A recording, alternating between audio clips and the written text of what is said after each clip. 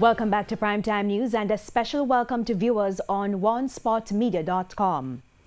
Anguish and anger in Martha Bray Trelawney after a mentally ill man allegedly chopped two of his relatives to death. The police then shot and killed the mentally ill man. As TVJ's Kirk Wright reports, residents feel the incident could have been avoided if their cries for help were answered. At minutes to 11 Saturday night, Leon White, a mentally ill man, was busy chopping his mother and his cousin.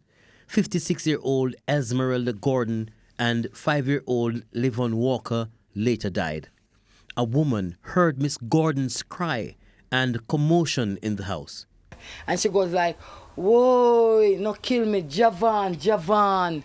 So he was calling for the little boy. And then me hear like Javan bawl out, say, "Oh." And then she bawl out, "Oh." And then me say, "Coolie, coolie." And no answer.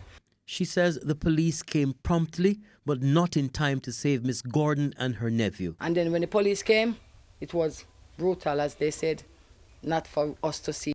Even though the mentally ill man has a history of attacking other people, the woman cannot understand why he would want to hurt his family members. He did it before, but with people not from here. Like strangers, he tried to chop them.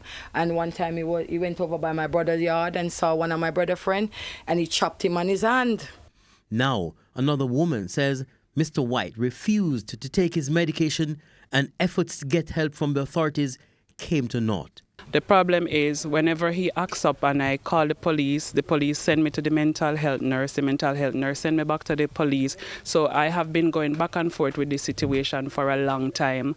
I have reached out to the police, to Falmouth Hospital. I have even called a mental health place in Montego Bay who advised me that Bellevue Hospital has closed down. So this situation has been reported over and over again. So that's what happened. We need help. You see, all these mad people that they have on the street, they need to take care of them. If you do not take care of them, then they are going to take care of us when it's too late. Because if they were taking care of Duval when we were crying out to help him, this wouldn't happen. Though mentally challenged, residents say Mr. White had useful skills. He's a good guy. He have certificate for electrician, and he have certificate for plumbing, things like that, and he can build house because all these designs he put it in the house. The police say when they went to apprehend Mr. White, he attacked them with a machete and they fatally shot him. Kirk Wright, TVJ News.